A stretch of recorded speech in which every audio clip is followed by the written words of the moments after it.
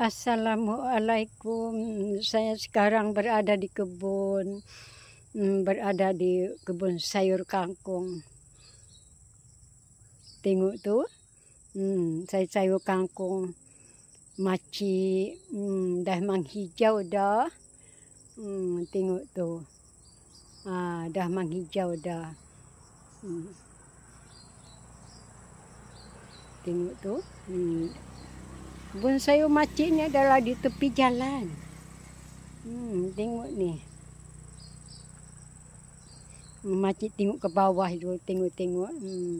Pula sayur kangkung maci. Baru selepas baja pagi tadi maci membajanya, tengok. Dan juga itu adalah sayur-sayur gandula. Tengok sayur gandula maci. Kalau nak tengok maci tunjukkan. Kalau siapa yang pandai makan sayur gandula ni, tengok ni sayur gandula tu, tengok. Besar daunnya, banyak, sedap, nyaman ni, manis. Manis-manis rasa dia. Sangat-sangat sedap. Tapi ada orang juga tak pandai makan tau. Maci ni memang suka berkebun. Sayur-sayur yang senang di kebun. Seperti kangkung juga senang di kebun kan. Tengok tu. Dah menghijau dah. Tengok. Beginilah maci hari-hari berada di kebun. Apabila maci berkebun petang-petang begini. Nyaman, rasa hati sejuk, rasa hati berada di kebun. Yalah, alhamdulillah, tengok tu. Tepi jalan tak jauh ni, dekat je dari kurang lebih kalau jalan kaki agak-agak dalam 5 minit, 4 minit dari rumah macam tu.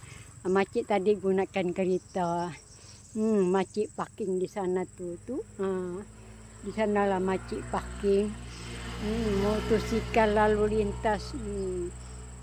Kurang lebih dalam 2 minggu macam tu, bolehlah dicabut, bolehlah sudah mula dijual macam tu.